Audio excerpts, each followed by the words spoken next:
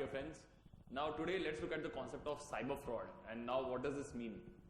For that, first let's understand the meaning of the term fraud. Fraud means what?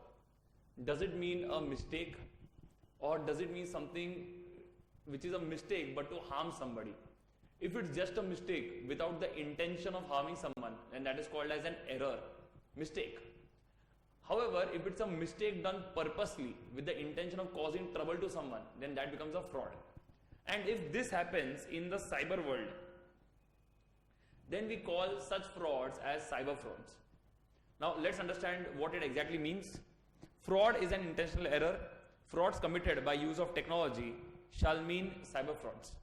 It shall refer to anything that is DD for UU gain. Now what is DD for UU gain?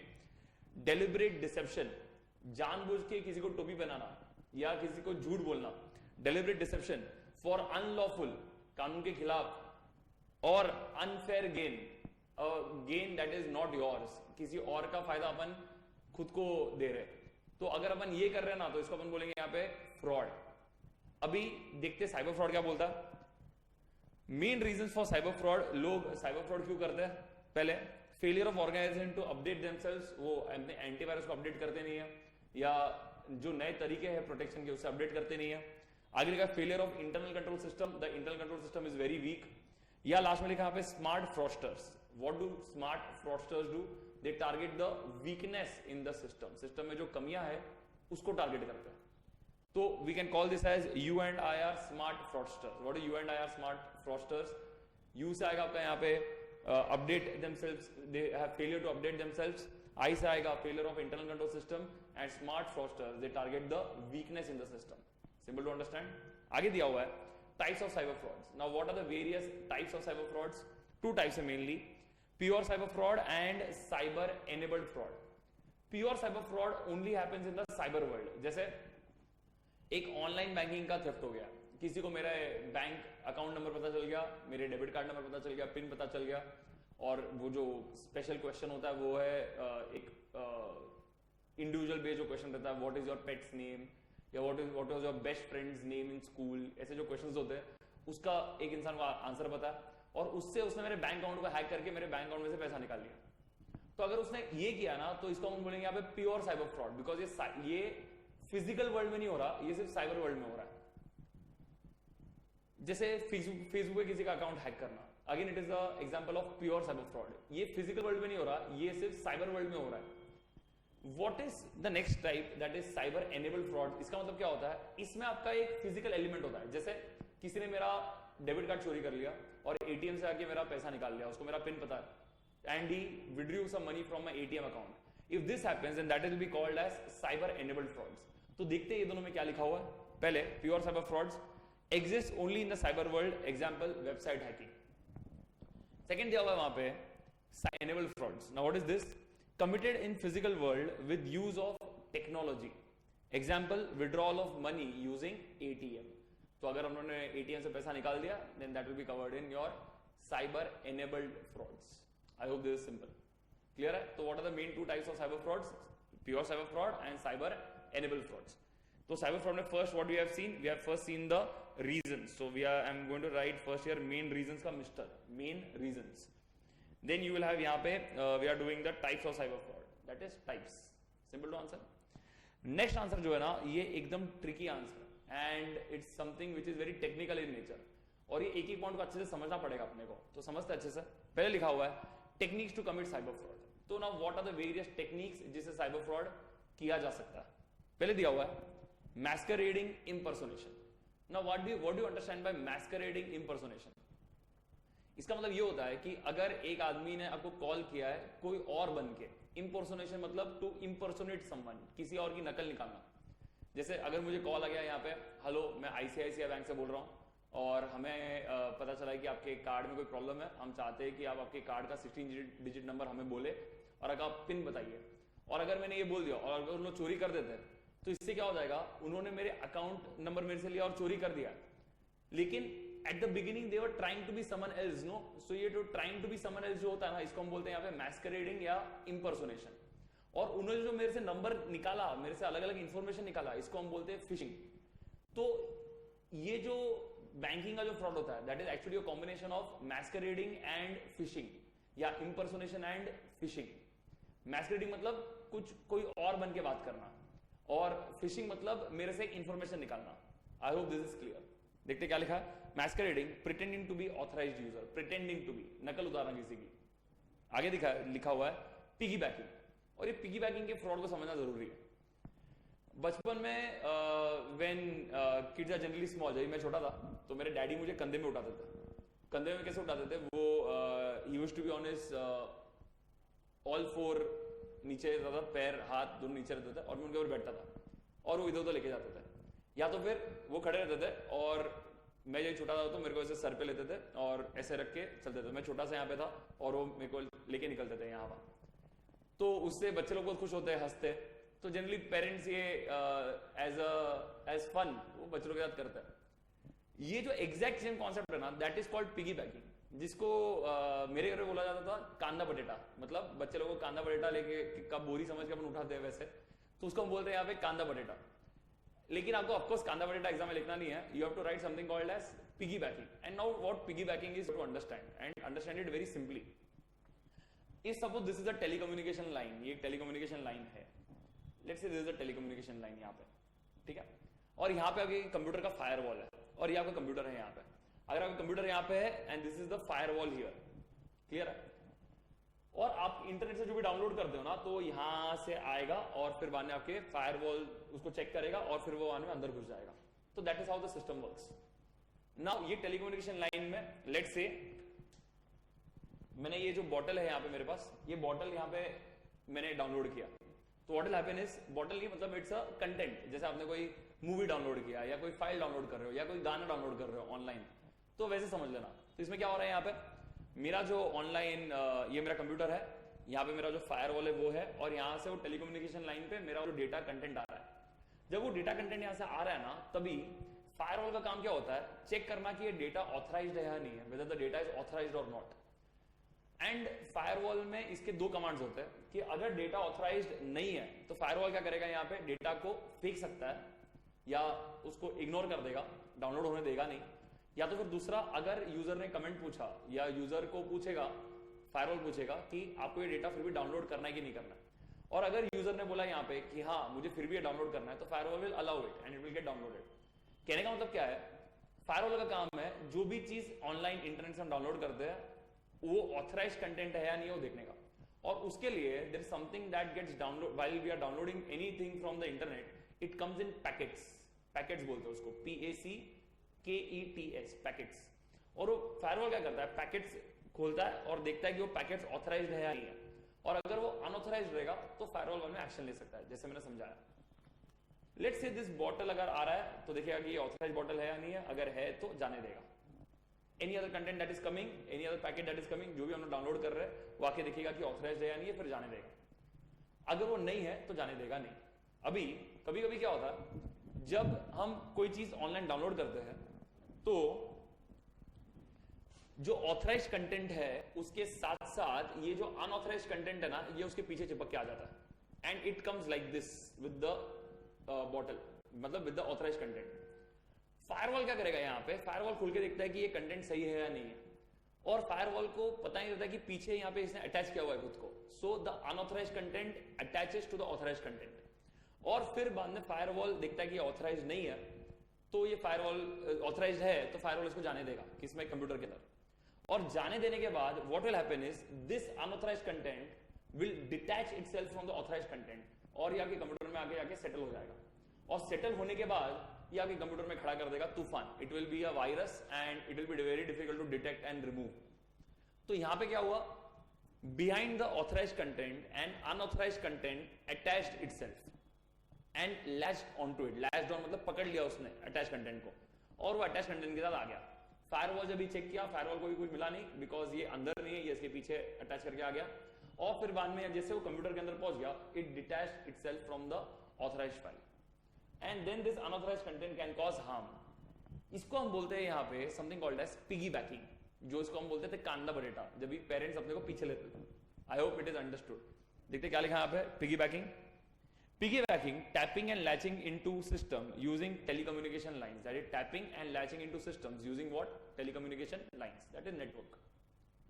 आगे दिया हुआ है password cracking. जैसे बहुत सारे Facebook के profiles hack होते हैं, तो वो कैसे होते हैं? जनरली पासवर्ड क्रैक करके. That is password cracking.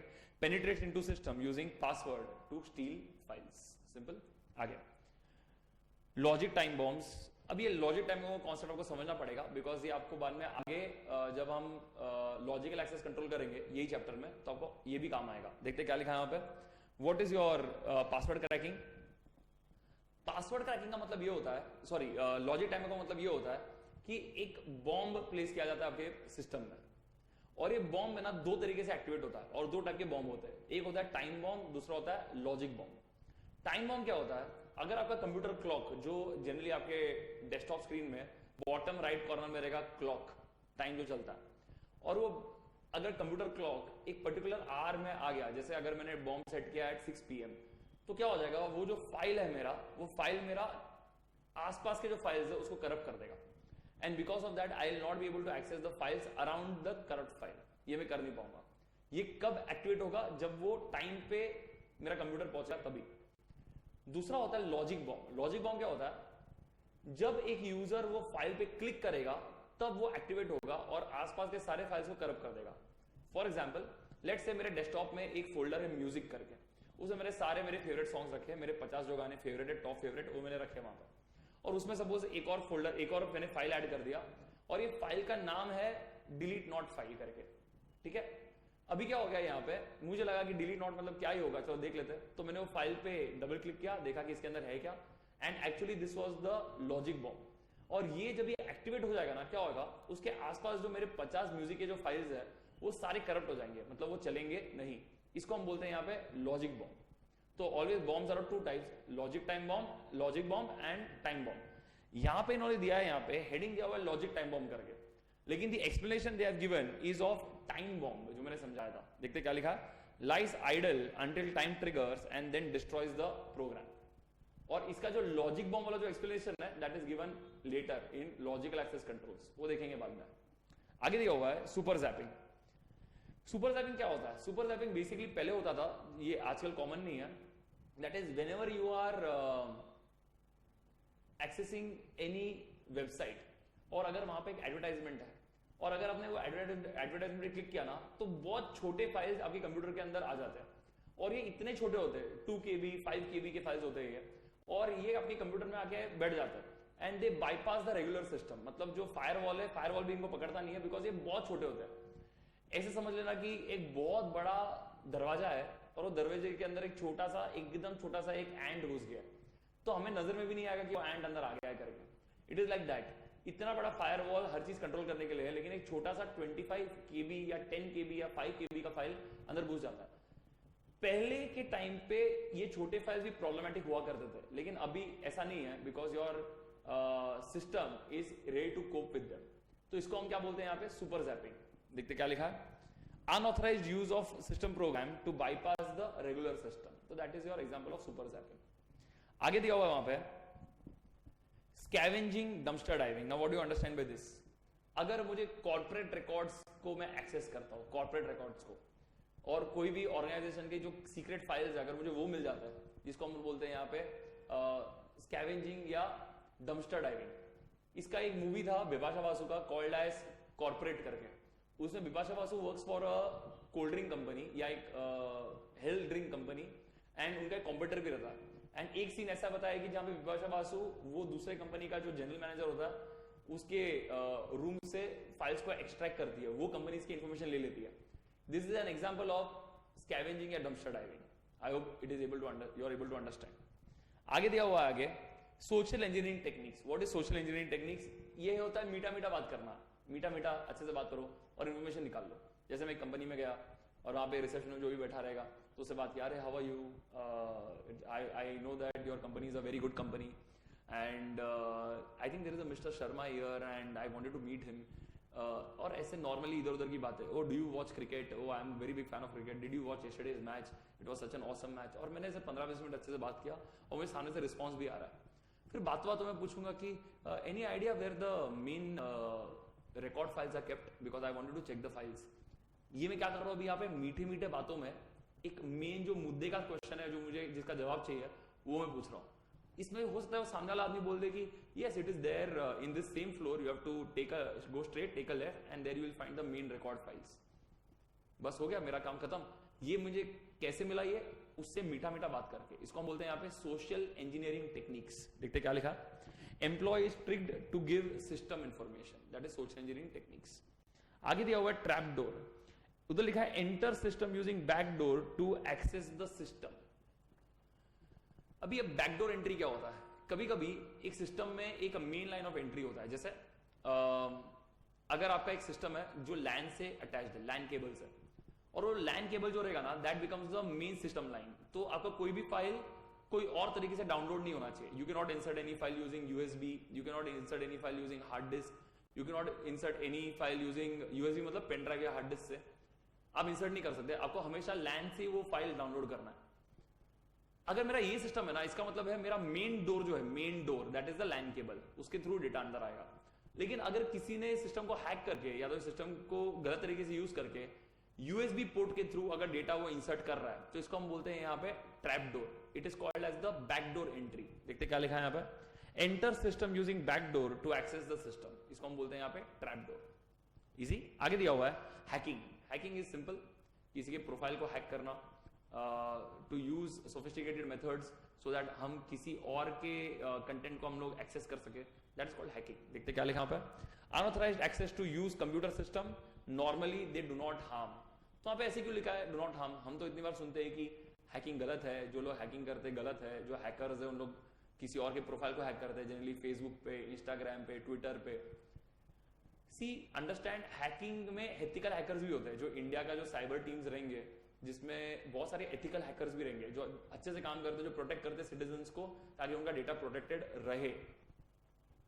तो ये जो अनएथिकल हैकर्स है उनको क्या बोलते हैं फिर? वो नेक्स्ट पॉइंट है, दैट इज क्रैकिंग। देखते क्या लिखा है यहाँ पे, hackers with malicious intent, malicious मतलब विद गलत रॉन्ग इंटेंशंस, इसको हम बोलते हैं यहाँ पे क्रैकिंग। तो hackers are actually good, they are not a problem, लेकिन अगर आप हैकिंग कर रहे हो किसी का बुरा चाह के तो उसको हम बोलते हैं क्रैकिंग। Simple to understand. आगे दिया हुआ है round down. Now understand this meaning of the term round down. What do you understand by the meaning of the word round down? देखते हैं राउंड डाउन क्या होता है और ये फ्रॉड कैसे बना। एक बैंक है अगर, और बैंक में यहाँ पे एक एम्प्लॉय है जो फ्रंट डेस्क पे रहता है। तो जब भी यहाँ पे कोई कस्टमर आता है ना, ये एक्चुअली फ्रॉड हुआ था, एक कस्टमर आता है ना तो वो कस्टमर यहाँ पे बोलता है, लेट्स से हम लोग यूएस डॉलर्स में लेते हैं यहाँ पे, तो लेट्स से ये आदमी ने बोला कि उसको डॉलर 27.21 यहाँ पे डिपॉजिट करना है। तो क्या होता था यहाँ पे, जैसे वो डिपॉजिट करने के लिए आएगा ना यहाँ पे, तो ये आदमी क्या करता था, ये आदमी let's call him mister A जो बैंक का कस्टमर है, and let's call this mister W. ठीक है, मिस्टर डब्ल्यू क्या करता था, मिस्टर ए के अकाउंट में $27 डालता था और अपने खुद का उसने खुफिया अकाउंट बना के रखा था, a secret account in which he used to transfer the balance 21 cents. तो वो डालता था, मतलब डॉलर्स का जो बचा, छुट्टे पैसे जो बोलते हैं अपन, वो उसने वहां पर डालता था। तो इससे क्या होता था यहाँ पे कि ये आदमी के नजर में इतना आता नहीं था, बिकॉज उसको लगता था कि हाँ ठीक है $27.1 $21 का $27 से उसने डाल दिया। और अगर ये बहुत सारे कस्टमर्स का होता है, let's say that after some time there is a person B who is coming, then Mister C who is coming, then D, ऐसे बहुत लोग आते हैं दिन में पैसा डालने के लिए, और उनके सारे जितने लोग हैं उनके ट्रांजेक्शन का जो ऊपर के जो डेसिमल अमाउंट है, अगर एक आदमी मिस्टर डब्ल्यू अपने अकाउंट में डालता रहेगा तो यहाँ पे मिस्टर डब्ल्यू के अकाउंट में पैसा के खाता बढ़ते जाएगा विदाउट एनी एफर्ट। तो ये जो हम कर रहे हैं यहाँ पे कि डेसिमल के जो पहले वाला जो कंटेंट है उसको हम अगर एक अकाउंट में डालते हैं, so this is the authorized account का user and this is the unauthorized account जिसमें पैसा जा रहा है, तो इसको हम बोलते हैं यहाँ पे राउंड डाउन। क्या बोलते हैं हम ये फ्रॉड को? Round down. जो डेसिमल के आगे वाले पैसे को अगर हम एक अनऑथराइज्ड अकाउंट या तो फिर हमारा जो अकाउंट है झोल करने वाला अकाउंट उसमें डाल देते हैं, तो उसको हम बोलते हैं यहाँ पे round down. I hope it is easy to understand. देखते क्या लिखा है, round down, interest calculation is round down. तो मॉड्यूल में भी they have given the keywords are interest calculation is round down, जिसका मतलब ये होता है। आगे ये, लेकिन ये राउंड डाउन जब हम सीखते हैं ना तो you have to learn about one more fraud जो आगे अगेन काम आएगा when you do logical access controls, and that fraud is called as salami technique. तो देखते हैं सलामी टेक्निक में क्या लिखा हुआ है। सलामी टेक्निक में this I show in yellow, let's say mister A comes with $27.21, तो सलामी टेक्निक में ना ऊपर का जो डेसिमल अमाउंट है वो अनऑथराइज अकाउंट में नहीं जाएगा, लेकिन एक फिक्स्ड अमाउंट स्लाइस ऑफ हो जाएगा। जैसे ये आदमी ने अपने बैंकिंग के सिस्टम में ऐसे ही बना के रखा है सिस्टम में दैट जो भी जितना भी पैसा डाल रहा है उसका ऊपर का जो 0.20 है 0.20 वो एक अनऑथराइज अकाउंट में चले जाना चाहिए। क्लियर है? तो क्या होगा यहाँ पे, let's take example of Mister D, यहाँ पे मिस्टर डी आ रहा है और अगर हम सलामी टेक्निक से फ्रॉड करें तो क्या होगा, अगर ये आदमी डाल रहा है यहाँ पे डॉलर्स लेट्स से 52.25 इतना डालने के लिए आया तो क्या होगा यहाँ पे, ये जो 52 है ना ये चले जाएगा उसी के अकाउंट में, मतलब किसके अकाउंट में, मिस्टर डी के अकाउंट में, जो प्रॉपर अकाउंट है ताकि शक ना हो। और 52 नहीं 52.05 ये चले जाएगा मिस्टर डी के अकाउंट में, और जो ऊपर का 20 सेंट्स है ना जो 0.20 है वो चले जाएगा यहाँ पे in the unauthorized account of Mister W. Clear? अभी लेट्स से एक आदमी एक और आता है जो है मिस्टर ई, और मिस्टर ई आता है यहाँ पे डिपॉजिट करने के लिए लेट्स से 102.73 ये डालने आता है, तो क्या हो जाएगा यहाँ पे, मिस्टर ई के प्रॉपर अकाउंट में चले जाएगा डॉलर्स 102.53 चले जाएगा, और जो 0.20 है that will again go in the unauthorized account. तो अगर डेसिमल के आगे का जो वैल्यू है वो पूरा का पूरा अगर जा रहा है अनऑथराइज्ड अकाउंट में तो उसको हम बोलते हैं राउंड डाउन, और अगर एक फिक्स सम डेसिमल के आगे जितना भी अमाउंट है वो हम देखते नहीं है, लेकिन एक फिक्स सम अगर स्लाइस ऑफ हो रहा है इसको हम बोलते हैं यहाँ पे salami technique. I hope you are able to understand. Salami technique का जो पॉइंट है वो ये आंसर में नहीं है, लेकिन because it is similar to round down ये हम लोग को आगे काम आएगा when we do again logical access controls. Okay, आगे देखते हैं। नेक्स्ट देखा यहाँ पे इंटरनेट टेररिज्म। अब इसका मतलब क्या होता है, इट इज सेड दैट अगर थर्ड वर्ल्ड वॉर हुआ then third world war will be fought on the internet and not with soldiers or not with warcrafts, it will be fought on the internet because internet इतना बड़ा source है कि अगर आपने country के system को hack कर दिया, उनके इलेक्ट्रिक सप्लाई, उनका जो पावर लाइंस है, उनका जो टेलीकम्युनिकेशन चैनल है, अगर आपने इसी को हैक कर दिया तो कंट्री तो ऑटोमेटिकली बंद होना ही होना है, वो काम ही नहीं कर पाएंगे। तो ये जो टाइप का जो अगर किसी ने फ्रॉड किया इसको हम बोलेंगे यहाँ पे इंटरनेट टेररिज्म। देखते क्या लिखा, using internet to disturb the telecommunication lines, that is communication lines को बिगाड़ना। आगे दिया हुआ वहां पे data diddling. What is data diddling? Data diddling is this, understand this is very nice concept. इधर वो लोग बोल रहे हैं you have to take a layman example, let's say there is a road here and it's a 2 lane road, मतलब गाड़ियां इस तरफ जा रही है, इस तरफ भी जा रही है, तो दोनों लेन में गाड़ियां इस तरफ ही जा रही है, और ये गाड़ियां आ रही है यहां से आ रही है, ऐसे करके द कार्स आर कमिंग। लेकिन अगर यहां पे ये रोड सडनली अगर 1 लेन बन जाता है तो क्या प्रॉब्लम होगा यहाँ पे, अगर ये सडनली रोड ऐसे हो जाएगा तो क्या प्रॉब्लम होगा, यहाँ पे सारे गाड़ियां यहाँ पे झगड़ेंगे अंदर जाने के लिए, वो लेन पकड़ने के लिए, और यहाँ पे एक जाम होना है, यहाँ पे there will be a traffic jam for sure. कारण क्यों है, क्योंकि वहां पे ना जाम हो रहा है, वहां पे एक there is a traffic jam which is happening. ये क्यों हो रहा है, बिकॉज जो कम्युनिकेशन लाइन है ना वो पतला है, this communication line is thin, and the data का जो साइज है ना, जो इनपुट डेटा आ रहा है उसका साइज बहुत ज्यादा है, तो यहाँ पे वो कंजेशन होना ही होना है। So when this congestion happens it means that वहां पे गड़बड़ी होने का चांस ज्यादा है, एक्सीडेंट होने का चांस ज्यादा है, झगड़े होने का चांस ज्यादा है, ये सब वहां पे बढ़ जाता है। अभी यही सेम सिंपल लेमैन एग्जांपल को you have to convert into an IT example, और किस तरीके से करेंगे। डेटा डिडलिंग मतलब क्या होता है, यहाँ पे ये होता है आपका कम्युनिकेशन लाइन, यहां से डेटा हो रहा है सेंड, और यहां पे डेटा हो जाएगा रिसीव। क्लियर है? तो take here that there is computer 2 here and there is computer 1 here. Clear है?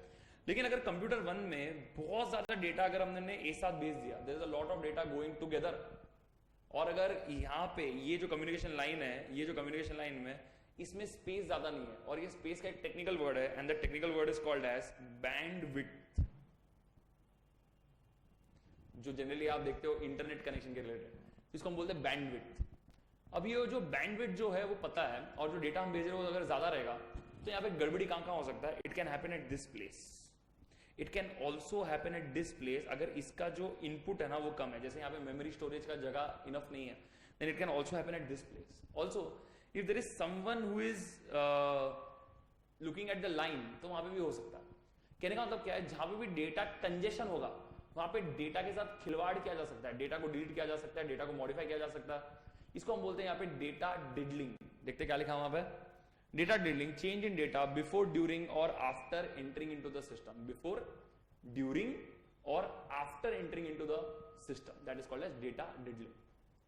आगे दिया वहां पे data leakage. Now what do understand by data leakage, ये समझते हैं। डेटा लीकेज मतलब मेरा जो कम्युनिकेशन लाइन है यहां पे, तो let's take one more example, यहां पे मेरा डेटा ट्रैवल कर रहा है, लेट्स से मेरा डेटा ये कंप्यूटर से C1 से C2 तक जा रहा है, और यहां पे किसी ने यहां पे ये जो वायरिंग लाइन है ना, इसको यहां पे कंट्रोल किया, and this person can listen to और copy all the conversations that are happening between C1 and C2। इसको हम बोलते हैं यहाँ पे डेटा लीकेज। आपने बहुत सारे पुराने मूवीज देखे रहेंगे जहां पे पुलिस फोन टैप करती है, जैसे CID देखा रहेगा, अगर आपने, हर बच्चा CID देखता है, तो उसमें हम जानते हैं कि वहां पे फोन टैप कर सकते हैं। फोन टैप मतलब जो एक आदमी अगर यहाँ पे बैठा है और एक आदमी यहाँ पे बैठा है, तो इनका जो कन्वर्सेशन चल रहा है वो हम यहाँ पे देख सकते हैं कि लोग क्या बात कर रहे हैं। इसको हम बोलते हैं यहाँ पे phone tapping. Phone tapping is a part of data leakage, it is kind of like data leakage, क्योंकि हम यहाँ पे क्या कर रहे हैं, लाइन को एक्सेस करके डेटा को, लाइन को कंट्रोल करके डेटा को क्या कर रहे हैं, यहाँ पे लीक कर रहे हैं। Easy to understand. इसको हम क्या बोलते हैं यहाँ पे, डेटा लीकेज। देखते क्या लिखा, data leakage, unauthorize copying of computer files. Unauthorize मतलब नॉन परमिसेबल, वो आदमी को परमिशन नहीं है लेकिन फिर भी वो कॉपी कर रहा है। Of course if the police does it then it is valid, it is legal. आगे दिया वहां पे denial of service attack. Denial of service means जो सिस्टम, जो यूजर को सिस्टम को एक्सेस मिलना चाहिए उसको सिस्टम का एक्सेस मिल रहा नहीं है, इसको हम क्या बोलते हैं यहाँ पे, डिनायल ऑफ सर्विस। जैसे सिस्टम हैंग होना is a simple example of denial of service. या एक मेरा वेबसाइट है, इंटरनेट है, लेकिन वेबसाइट मुझे एक्सेस मिल रहा नहीं है वेबसाइट का, again it's an example of denial of service.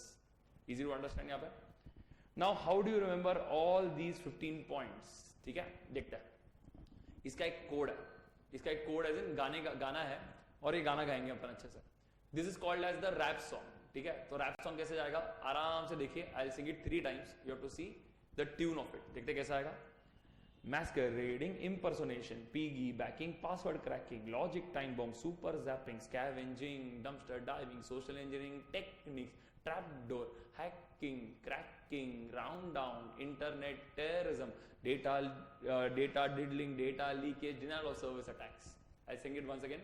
देखते क्या लिखा, masquerading, impersonation, piggybacking, password cracking, logic time bomb, super zapping, scavenging, dumpster diving, social engineering techniques, trapdoor, hacking, cracking, round down, internet terrorism, data diddling, data leakage, denial of service attacks. एक और बार गाते हैं। Now if possible sing it with me so that आपको tune बैठ जाए। आपको ये revise करते समय घड़ी घड़ी गाना है। Let's see. Masquerading, impersonation, piggybacking, password cracking, logic time bomb, super zapping, scavenging, dumpster diving, social engineering techniques, trapdoor, hacking, cracking, round down, internet terrorism, data diddling, data leakage, denial of service attacks. I hope it is easy to understand. ठीक है? You have to do this song regularly so that it becomes very easy to remember. Simple. ये अगर question exam में आ गया and if you are able to write all these 15 points, it will really impress the examiner. So do well. Last में वहां पे दिया हुआ है, यहाँ पे 2 आंसर्स दिए हुए, एक दिया है अटैक्स, साइबर फ्रॉड के अटैक्स जो भी हुए, ये आपको सिर्फ रीड करना है। It is something that is given in the module as an example. तो यहाँ पे आप सिर्फ उसको रीड कर सकते हो and just be ready, by chance MCQs इस पे आया तो, मैं एक्सपेक्ट करा नहीं हूँ लेकिन बाई चांस अगर आ गया तो you have to just read it. Come to the बाजू वाला answer, that is impact of cyber fraud and enterprises. अगर एक साइबर फ्रॉड हुआ तो एंटरप्राइज को किस तरीके से अफेक्ट करता है, देखते हैं। पहले तो मेरे ऑर्गेनाइजेशन को बहुत पैसे का नुकसान होगा, इसको हम बोलते हैं यहाँ पे फाइनेंशियल लॉस। जैसे बैंक अकाउंट हैक हो गया एक ऑर्गेनाइजेशन का, तो it is a financial loss. देखते क्या लिखा, cyber fraud lead to actual cash loss to target company और organization, wrongful withdrawal of money from bank accounts is an example of this. Simple. आगे legal repercussions. What are legal repercussions? अगर एक organisation के पास मेरा personal data है, जैसे for example Vodafone के पास मेरा पर्सनल डेटा है और वोडाफोन ने मेरे पर्सनल डेटा किसी और को दे दिया और वो मुझे कॉल कर रहा है कि आपको ये स्कीम चाहिए क्या, वो स्कीम चाहिए क्या, आपको ये अकाउंट चाहिए क्या, ये इंश्योरेंस का पॉलिसी चाहिए क्या, अगर ऐसा हो गया ना then I can actually go and sue Vodafone. मैं केस कर सकता हूँ, बोल सकता हूँ कि आपने मेरा पर्सनल प्राइवेट डिटेल, मेरा नंबर, मेरा नाम, मेरे घर का एड्रेस आपने किसी को क्यों दिया। इसको हम बोल सकते हैं यहाँ पे this is called as legal repercussions, I can file a case against them. देखते क्या लिखा, cyber frauds may lead to legal liabilities. Section 43A of the information technology act 2008 fixes liability on companies or organizations having secure data of customers. This section 43A we'll also be doing in chapter 7, which is the last chapter which you should do. तो उसमें अपन देखेंगे। आगे देख क्या लिखा यहाँ पे, loss of credibility और कॉम्पिटिटिव एज। अगर मेरे ऑर्गेनाइजेशन का डेटा अगर हैक हो जाता है तो मेरी ऑर्गेनाइजेशन की नाक कट जाएगी। जैसे let's say a company like Infosys is there which deals in technology products, और पता चला एक दिन कि उनका जो वेबसाइट है वही हैक हो चुका, तो यहाँ पे क्या होगा, लोग जो सोल्यूशन है इन्फोसिस का वो यूज करना ही बंद कर देंगे। देखते क्या लिखा है यहाँ पे, news that an organization's database has been hit by fraudsters leads to loss of competitive advantage. This also leads to loss of credibility. News of such issues leads to share price of such companies to go down. Simple to understand. So financial loss, legal repercussions, loss of credibility or competitive edge. तो L से 2 आएगा legal repercussions and loss of credibility or competitive edge. D से आएगा कहाँ पे, disclosure of cozy information. What is cozy? Confidential, sensitive और embarrassing information. किसी का कुछ personal information, किसी का कुछ personal बोल सकते हैं photos या किसी का कुछ personal सीक्रेट्स ये अगर बाहर आ गए तो ये उनका क्या बोल सकते हैं, it will be insulting for them. तो इसको हम बोलते हैं यहाँ पे डिस्क्लोजर ऑफ कॉन्फिडेंशियल, सेंसिटिव और एम्बैरेसिंग इंफॉर्मेशन। देखते क्या लिखा, cyber attack may expose critical information in public domain. There may be instances of individuals leaking information about government secret programs. Government के जो सीक्रेट प्रोग्राम है, जैसे इंडिया का जो मिसाइल प्रोग्राम रहेगा, अगर उसका इंफॉर्मेशन बाहर आ गया then it will become be an advantage for the enemies. वैसे लास्ट में दिया वहां पे सैबोटाज। सैबोटाज मतलब अगर हमने किसी एक कंट्री के जो रिसोर्सेज है उसके सिस्टम को अगर हैक कर जाए, जैसे मैंने ऊपर समझाया था इंटरनेट टेररिज्म, तो सिमिलर टू दैट अगर अपन एक कंट्री के सिस्टम को एक्सेस कर लिया तो वो तबाह कर हो सकती है। देखते क्या लिखा, the above situation may lead to misuse of such information by enemy country. I hope these points are very clear. ठीक है, this is the area of cyber frauds. तो लास्ट में अपना आएगा यहाँ पे एस से इंपैक्ट में sabotage. So what is fields? Financial loss, legal repercussions, loss of credibility or competitive edge, disclosure of cozy information, confidential, sensitive और embarrassing information. Last में आ जाएगा आपका यहाँ पे cyber your sabotage. Clear है? So how many answers have we seen in cyber fraud? First we saw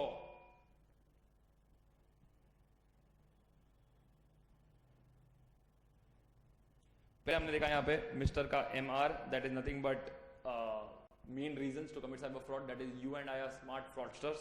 बाद में आपका आएगा यहाँ पे टाइप्स ऑफ साइबर फ्रॉड, बाद में आपका यहाँ पे आएगा